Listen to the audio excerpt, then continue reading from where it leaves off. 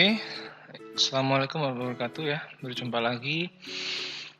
Kali ini kita akan membahas ya terkait dengan topik yaitu internet and video game addiction atau kecanduan game ya dan internet.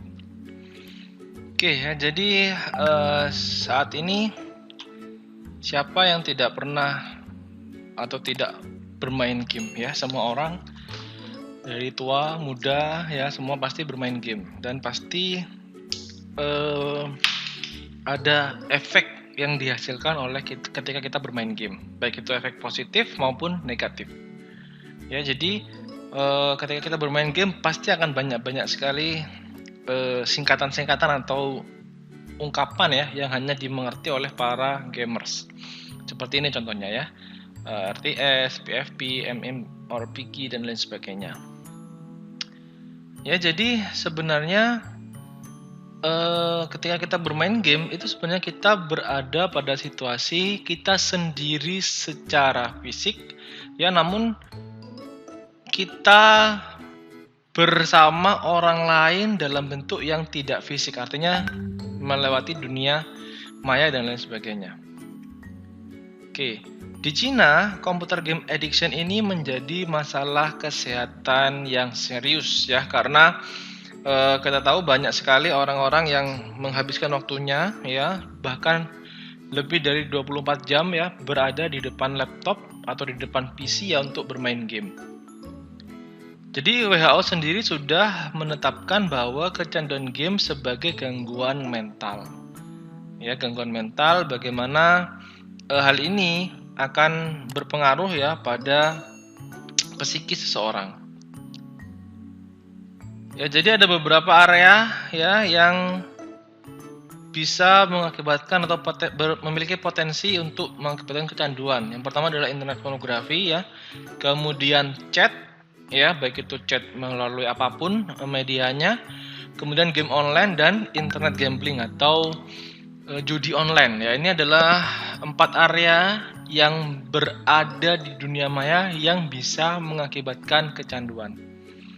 Oke, ini adalah satu contoh kasus ya. Jadi 13 anak usia 13 tahun ya ingin mengakses internet menggunakan laptop ayahnya, akan tetapi anak tersebut dihadapkan dengan folder yang tersembunyi ya yang berisi tentang banyak sekali situs porno maupun gambar-gambar porno.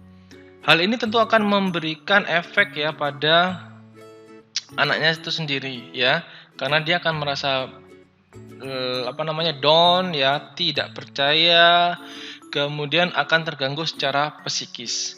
Ya, seluruh keluarga akan mengalami fase krisis ya. Karena situasi ini maka perlu adanya terapi famili atau family terapi. Oke, contoh kedua ini adalah seorang wanita atau seorang istri gitu ya. Dia melihat bahwa si suami itu menghabiskan banyak jam sekali untuk bermain internet, surfing ya di internet, mengunjungi situs-situs chat dengan wanita lain gitu ya. Kemudian pertama-tama dia melakukan secara secret, akhirnya dia melakukan secara terbuka, dan ini akan mempengaruhi dampak dari hubungan rumah tangga dari seseorang. Ini contoh 3 juga sama, banyak sekali ya. Oke, kenapa menjadi penting kita membahas ya? Karena easily accessible. Jadi mudah sekali kita mengakses ya salah satu area yang mengakibatkan kecanduan, yaitu pornografi. Kemudian juga affordable, artinya terjangkau, tidak perlu banyak biaya, dan anonimus. Kita ketika berada di dunia maya kita bisa menjadi orang yang tidak dikenali, artinya kita bisa menggunakan ID palsu atau mungkin menggunakan nama samaran dan lain sebagainya. Dan John Schuler mendeskripsikan bahwa cybersex ini itu adalah toxic disinhibition, artinya ini bersifat toksik ya, atau bisa ketergantungan dan sebagainya. Kemudian karena apa? Karena you don't know me, Anda tidak tahu saya, kamu tidak dapat melihat saya, jadi dia merasa lebih berani untuk mengungkapkan seperti apa dirinya ketika berada di dunia maya.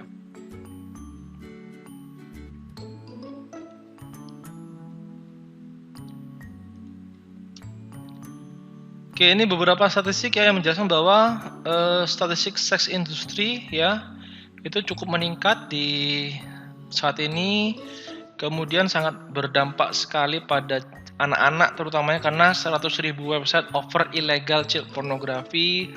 Mudah sekali kita melihat bahwa ketika anak itu bermain internet ya pasti ada iklan-iklan yang berbau pornografi, kemudian dan lain sebagainya, banyak sekali. Oke, jadi juga mempengaruhi ya orang dewasa ya 20% laki-laki ya pasti pernah mengakses situs pornografi ya, 13% wanita juga pernah mengakses situs pornografi dan 10% dewasa gitu ya memiliki kecanduan terhadap internet seksual. Jadi dia kecanduan terhadap segala sesuatu yang berhubungan dengan pornografi. Oke, jadi ini ada soft dan sebagainya, ini adalah jenis-jenisnya. Kemudian kita berlanjut ya pada internet addiction disorder. Kriteria diagnostiknya adalah a maladaptive pattern of internet use leading to clinically significant impairment or distress as manifested by 3 or more of the following occurring at any time in the same 12-month period. Jadi ada pola yang maladaptif ya yang membawa seseorang itu akhirnya terjadi gangguan klinis ya atau perubahan lah pada pola hidupnya, bisa itu di stres dan lain sebagainya. Kemudian ya ada kriteria kedua adalah withdrawal ya. Jadi karakteristik withdrawal syndrome ya kalau pada internet disorder gitu ya adalah yang pertama adanya pengurangan ya atau sudah mulai bosan ya terhadap internet, kemudian juga bisa psikomotor agitation. Jadi ketika seseorang itu sering sekali bermain game, ketika dia tidak memegang HP itu tangannya bisa bergerak sendiri ya, bergerak seperti ketika dia memegang HP. Itu psikomotor agitation.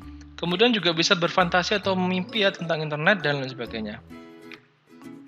Kemudian di tahapan ketiga, internet is often accessed more often or for longer period of time than was intended. Jadi di fase ketiga dia lebih sering sekali mengakses internet ya dalam jangka waktu yang lama. Ini ya tahapan berikutnya ada there is a persistent, jadi ada tahanan ya antara keinginan dan ketidakmampuan dia dalam mengontrol penggunaan internet. Kemudian ada waktu yang harus dikeluarkan ya untuk beraktivitas yang berhubungan dengan internet. Tuh ya, kemudian akhirnya terjadi penurunan dukungan sosial, penurunan komunikasi sosial sehingga dia cenderung menyendiri. Akhirnya akan terjadi apa? Akan terjadi destructive consequences, artinya ada timbal balik yang merusak ya. Jadi ada gangguan tidur, ada kesulitan dalam hubungan berumah tangga, kemudian bangun paginya mesti telat gitu ya. Kemudian meninggalkan pekerjaan, kemudian mengisolasi diri. Jadi dia lebih suka menyendiri daripada berinteraksi dengan orang lain dan juga bisa beresiko kehilangan pekerjaan. Komplikasinya atau komorbiditinya yaitu adalah alkoholisme. Jadi alkohol ini digunakan untuk memberikan efek kalem ya, tetapi juga ini akan berbahaya terhadap kondisi fisiologi seseorang. Kemudian penggunaan substance abuse ya, kemudian ada obsessive compulsive behavior ya. Jadi dia mulai teradiksi atau mulai kecanduan bahwa kalau dia tidak melakukan hal tersebut dia bisa gitu ya. Jadi dia kecanduan. Kemudian juga biasanya orang-orang yang sudah masuk ke tahapan kecanduan ini akan mengalami paranoid thinking. Jadi dia mudah takut, mudah curiga dengan orang lain, mudah tidak percaya gitu ya, dan dia akan melakukan hal-hal yang tidak sewajarnya. Artinya dia melakukan hal-hal yang tidak sesuai dengan norma dan aturan yang berlaku. Kemudian perbedaan antara wanita dan laki-laki. Jadi kalau ketika laki-laki dia lebih suka ya sesuatu yang langsung ya. Contohnya misalnya sexual excitement-nya dengan melakukan masturbasi, kemudian dan lain sebagainya. Kemudian kalau wanita dia lebih suka ke cerita-cerita romantis dan ada gambar-gambar dan sebagainya. Dan ini tentu akan mempengaruhi persepsi mereka terhadap orang lain, mempengaruhi persepsi mereka terhadap seks itu sendiri dan lain sebagainya. Oke ya, jadi ketika ada seorang itu terkena addiction seksual ya, atau kecanduan akibat seksual internet yang online gitu ya, maka akan terjadi gangguan pada otak, terutama pada frontal brain ya, otak depan, dan sistem limbik. Karena apa? Karena ketika kita menstimulasi ya, visual kita menstimulasi otak gitu ya, maka otak akan merespon dengan mengeluarkan dopamin yang kita tahu sebagai hormon happiness ya, happiness hormone atau hormon yang merilekskan tubuh dan lain sebagainya. Akhirnya ketika dopamin itu dipacu secara terus-menerus dan dosisnya banyak, maka tubuh atau otak akan kecanduan karena hormon dopamin ini digunakan sebagai hormon relaksasi gitu ya. Akhirnya akan terjadi loss of control.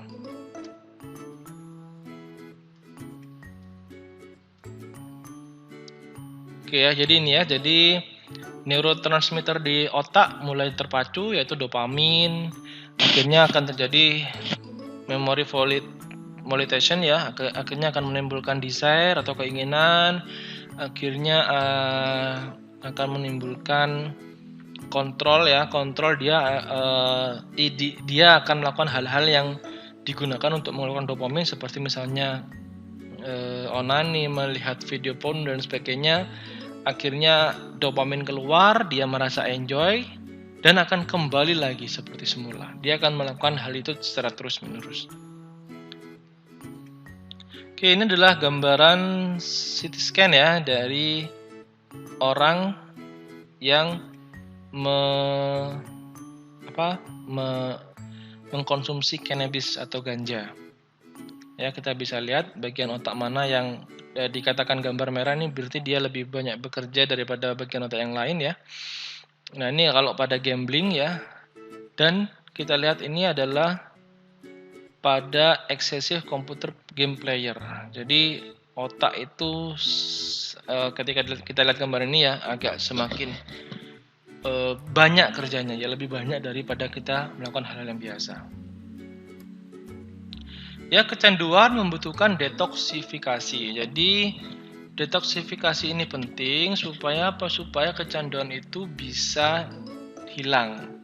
Ya, jadi bisa dengan cara mengontrol, kemudian membatasi, mengontrol dan mencari alternatif kegiatan lain yang tidak mengakibatkan orang tersebut berpikir kembali untuk melakukan hal-hal yang sudah dilakukan di masa yang lalu ya. Oke ya, ini kemudian ya, personality, impulse control, self esteem-nya juga akan berpengaruh. Introvert, orangnya menjadi introvert. Kemudian juga akan cenderung tidak mudah isolasi, mudah emosional gitu ya. Kemudian akan bisa melukai diri sendiri atau orang lain. Oke ya, ini jadi biasanya orang-orang yang mengalami kecanduan ini dia akan memiliki emosional yang tersembunyi gitu ya. Bisa terjadi gara-gara trauma di masa lalu, kemudian bisa terjadi juga gara-gara stimulasi yang berlebihan gitu ya. Itu juga akan terjadi. Oke, ini risk faktornya ya. Ada kelaparan, marah, kesepian, dan capek atau lelah gitu ya. Nah, ini adalah life history learning-nya. Jadi ketika ada trauma atau abuse ya, atau kekerasan, maka dia akan cenderung personalitinya akan berubah menjadi impuls kontrolnya tidak tertahan, self esteemnya menurun, mulai terjadi introvert dari dirinya. Kemudian dia butuh sesuatu yang meredakan hal tersebut. Akhirnya dia akan merujuk ya kepada perilaku yang kecanduan tadi, ya kecanduan internet dan sebagainya. Oke, Anda harus mengetahui apakah Anda termasuk orang yang kecanduan atau tidak. Ya, Anda harus tahu kebiasaan Anda, ya kebiasaan Anda itu seperti apa? Apakah Anda sering sekali ya menggunakan internet, ya berapa kali dalam sehari? Anda harus tahu apakah Anda termasuk orang yang kecanduan atau tidak. Apakah Anda selalu memegang HP dan lain sebagainya. Ya, kemudian kurangi aksesnya. Jadi Anda harus memblok situs-situs yang memang membuat Anda kecanduan. Kemudian be accountable to a person you trust. Jadi Anda harus bisa sharing ya. Sharing pengalaman Anda, pengalaman kecanduan Anda kepada orang lain. Anda juga harus transparan ya. Anda harus bilang kepada orang terdekat Anda bahwa Anda kecanduan. Anda juga harus tetap menjaga komputer atau laptop Anda itu berada di ruang publik. Artinya ketika Anda mengakses itu harus ada orang lain yang berada di dekat Anda. Ini akan mencegah Anda untuk membuka situs-situs yang membuat Anda kecanduan. Oke, cobalah dalam satu hari atau dalam satu minggu beberapa hari untuk hidup dengan tidak menggunakan internet. Artinya tidak menggunakan komputer atau internet akses. Kemudian menghadiri ya self help group, jadi ada konsultasi grup gitu ya untuk belajar bagaimana caranya menghindari adanya ketergantungan. Oke, bagaimana dengan medikasinya ya? Jadi kita harus medikasi ya sebenarnya bukan merupakan solusi yang efektif ya. Karena tanpa adanya perubahan perilaku atau terapi perubahan perilaku, maka ini akan sulit sekali. Karena beberapa medikasi yang di atas itu terbukti belum cukup efektif ya, seperti penggunaan serotonin, dopamin, opiat itu belum cukup efektif untuk mencegah kecanduan ini. Oke, kemudian ya bagaimana caranya atau strategi untuk menjaga supaya tidak tetap jatuh atau tidak tetap terpuruk gitu ya, adalah silakan Anda perbaiki lagi ya bagaimana keadaan spiritual Anda. Anda perbaiki lagi bagaimana cara Anda berdoa ya, kemudian lebih meningkatkan keimanan dan ketakwaan dan sebagainya. Kemudian Anda juga guard your marriage, jadi lebih berpikir kembali ketika Anda melakukan hal tersebut, apa yang akan terjadi pada pernikahan Anda dan sebagainya.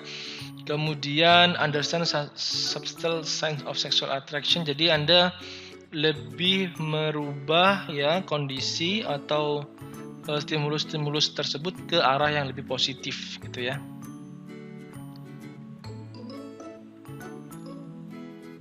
Oke, ini ya jadi strategi to keep from failing, back to early, jadi kembali, kemudian percayakan orang dengan orang lain dan lain sebagainya. Nah, jadi penelitian ini kita bisa lihat bahwa ternyata memang benar ya, game addiction itu adalah adiktif, karena dicontohkan di penelitian ini tikus akan diberi makanan dia ketika dia menyalakan atau memencet sesuatu, dan tikus tersebut akan melakukan hal tersebut terus menerus, karena ketika dia melakukan hal tersebut dia mendapatkan reward. Sama seperti halnya dengan ketika kita bermain game ya, ketika kita bermain game, kita menang ataupun kita kalah sekalipun kita akan terus mencoba karena kita merasakan ada kepuasan di sana. Oke, kenapa kecanduan game ini bisa dikatakan berat ya? Karena apa? Karena ini bisa mengakibatkan kecanduan, karena banyak orang sekali itu mengambil game sebagai pelarian, ya, pelarian dari masalah hidup dan lain sebagainya. Akhirnya game ini akan meningkatkan level dari dopamin sehingga tubuh akan merasakan rileks dan senang. Ini akan mengakibatkan orang tersebut akan kembali lagi bermain game. Siapakah yang beresiko? Ya, yang beresiko adalah orang yang mengalami depresi, orang yang sedang sendiri, orang yang marah, orang yang pemalu, ya. Kemudian orang yang takut keramaian, kemudian orang yang mengalami self-esteem dan kecemasan sosial. Tanda-tandanya apa? Ya, tanda-tandanya adalah tadi, ya, withdrawal. Jadi ketika Anda jauh dari HP atau jauh dari internet, Anda itu akan merasakan agitasi, ya, Anda merasakan cemas, Anda bingung, Anda tidak tahu mau kemana, itu termasuk tanda-tanda withdrawal. Kemudian isolasi, ya, Anda lebih suka menyendiri, ya, kemudian obsesi, neglecting, Anda membiarkan hal-hal yang di sekitar Anda tidak menghiraukan. Kemudian kehilangan waktu, kehilangan dalam hal mengontrol waktu. Jadi Anda lupa waktu, ya, bermain game Anda itu sampai Anda lupa waktu. Kemudian marah dan depresi dan kehilangan untuk mengontrol, ya, baik itu mengontrol waktu, mengontrol perilaku dan lain sebagainya. Oke. Ya, jadi hampir 65% dan 85% pada laki-laki, ya, semua bermain game. 1 dari 8 itu terlihat bahwa ada kecenderungan untuk menjadi kecanduan game. 2002, ya, survei 1.500 tenaga itu remaja sudah 25% teridentifikasi kompulsif video game. Di tahun 2020 itu semakin meningkat. Survei kemarin di tahun 2018 gitu, ya, banyak sekali anak-anak usia di bawah umur, ya, yang mengalami kecanduan game. Dia sampai lupa makan, tidak mau melakukan aktivitas apapun, hanya ingin bermain game. Ya, ini, ya, jadi average game playernya 34. Namun ini sekarang lebih menurun lagi gitu, ya. Di usia kurang dari 18 tahun semuanya sudah bermain game. Oke, ya, jadi perbandingannya antara laki-laki dan perempuan 60% laki-laki dan 40% perempuan. Ya, jadi apakah orang tua mengontrol, ya, anak-anak mereka untuk bermain game? Ya, 76% mengatakan bahwa sudah mengontrol gitu, ya. Tetapi banyak sekali, ya, 83% orang tua bilang bahwa sudah menerapkan waktu bermain yang dibatasi dan lain sebagainya. Tetapi tetap saja ketika anak-anak tersebut memegang HP atau Android atau gadget gitu, ya, maka dia pasti akan membuka game dan itu akan sangat sulit sekali dikontrol. Oke, ya, kita bisa lihat bahwa yang sering di sini dikatakan, ya, 12%, ya, orang atau anak-anak atau siapapun yang sering lepas, ya, atau sering terlambat sekolah atau terlambat mengikuti mengerjakan tugas adalah 12%-nya gara-gara internet use atau game. Oke, ya, jadi kecanduan video game ini juga meliputi 7 faktor yang digagas oleh Cikering, ya. Yang pertama adalah developing competence and managing emotion, moving through autonomy toward interdependence. Kemudian developing mature interpersonal, establishing identity, developing purpose, developing integrity. Ya, jadi contohnya di developing competence gitu, ya, ada kompetensi interpersonal yang mengalami gangguan. Jadi sulit sekali anak yang kecanduan game itu dia untuk dapat berkomunikasi secara interpersonal atau dengan orang lain gitu, ya. Kemudian tidak bisa memanaging emosi. Emosinya fluktuatif, ya, naik turun, mood swing terjadi di sana. Jadi sulit sekali melepas emosi, mengontrol emosi, ya, sulit sekali membangun keterikatan dengan orang lain. Kemudian juga ada moving through autonomy toward, jadi dia fungsinya sulit memenuhi kebutuhan individu, sulit memenuhi kebutuhan diri. Kemudian juga tidak bisa memecahkan masalah, ya, kurangnya kemampuan dalam solving problem. Kemudian ya, tidak ada kapasitas ya untuk intimasi atau kedekatan dengan orang lain itu juga berkurang. Kemudian tidak nyaman ya, atau tidak nyaman ketika berhubungan sosial, berhubungan dengan orang lain, dan termasuk spiritual dan lain sebagainya. Oke ya, ini jadi apa saja yang dampak dari kecanduan game yang jelas pada akademik ya.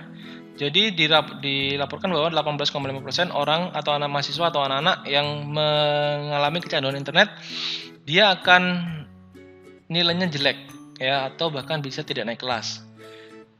Di dunia sosial juga sama ya, tidak kurang sekali bisa berkumpul dengan orang lain. Dan di finansial ternyata kecanduan video game ini juga termasuk faktor yang bisa menyebabkan kesulitan dalam keuangan gitu ya, karena banyak sekali kita tahu ya, ketika kita bermain game banyak sekali top up diamond dan sebagainya yang akan mengakibatkan kekurangan dalam keuangan.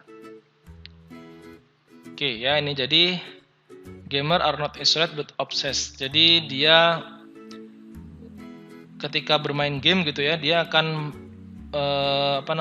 banyak sekali menggunakan waktu, kemudian tidak sampai lupa waktu dan sebagainya.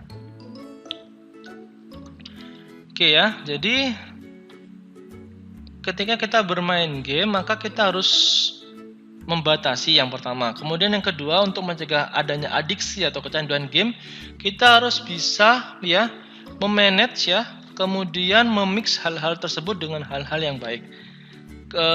Jadi tidak hanya bermain game, kita bisa juga misalnya menggunakan fasilitas lain di gadget kita ya, untuk belajar atau lain sebagainya, supaya jam untuk memainkan game kita lebih berkurang. Oke. Ya, jadi bagaimana caranya bermain game yang baik atau optimal atau tidak mengakibatkan kecanduan adalah game seharusnya tidak dimainkan lebih dari 7 jam per minggu. 7-21 jam per minggu. Jadi kalau kita bagi perharinya adalah sekitar 1-2 jam maksimal untuk bermain game. Selepas itu tidak boleh. Kemudian ada bermainlah dengan teman nyata Anda ya, dan keluarga Anda daripada bermain sendiri. Jadi usahakan ketika berada di rumah gitu ya, usahakan untuk meminimalisir penggunaan dari handphone, kemudian dari gadget, dari PC, dari laptop dan lain sebagainya. Kemudian membuat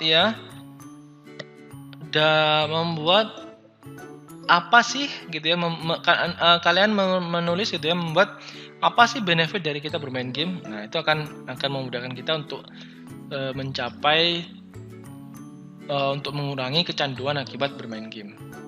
Ya, prevensinya jelas ya. Kita harus mengidentifikasi indikator mayornya dan